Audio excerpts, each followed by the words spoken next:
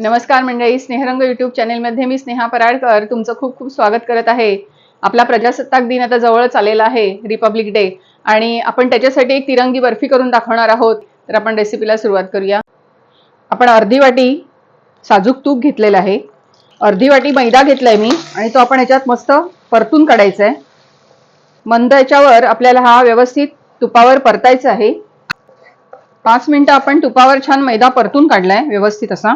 आता आपण याच्यामध्ये अर्धी वाटी मैदा घेतलाय, पण 1 वाटी मी डेसिकेटेड कोकोनट घेतलेला आहे, आणि हेही आपण आता याच्यात परतून काढणार आहोत। व्यवस्थित थोडंसंच परतून काढायचंय, जास्त परतायचं नाहीये। हे अर्धी वाटी पिठी साखर, आणि याच्यातच आपण वेलची पावडर बारीक करून घेतलेली आहे, तर ही आपण याच्यात टाकूया।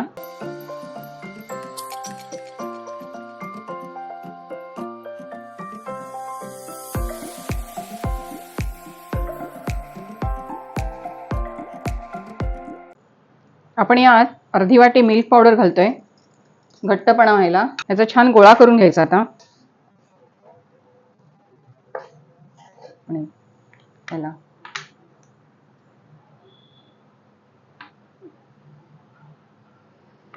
छान आपला गोळा मस्त बनवून झालेला आहे बर्फीचा। आणि आता आपण याला रंग देणार आहोत। 3 रंगाची करायची आहे, तर एकेका वेगळ्या वेगळ्या भांड्यात काढून रंग कसा द्यायचा ते दाखवते। आपण याचा आता 3 भाग समान करणार आहोत। एक सफेदच ठेवायचा आपल्याला, एकामध्ये आपण ऑरेंज कलर, फूड कलर आणलेला आहे मी, तो घालणार आहे।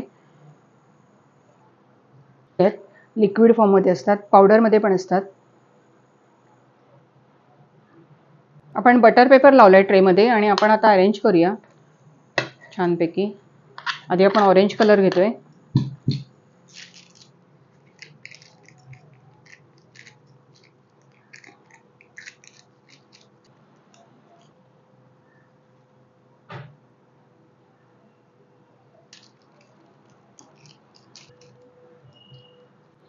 आपली खोबऱ्याची 3 रंगी बर्फी तयार झालेली आहे, सेट केली आहे। फ्रीज मध्ये थोडा वेळ ठेवली होती आणि मस्त सेट झालेली आहे।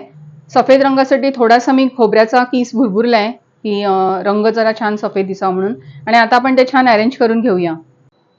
प्रजासत्ताक दिनासाठी आपली 3 रंगी मस्त तिरंगी बर्फी झालेली आहे, आणि खोबऱ्याची आहे ती। आपण नेहमी जी नारळाची बर्फी बनवतो तर त्याच ह्याच्यात आहे, फक्त आपण रंग टाकलेला आहे, आणि पटकन होणारी रेसिपी आहे।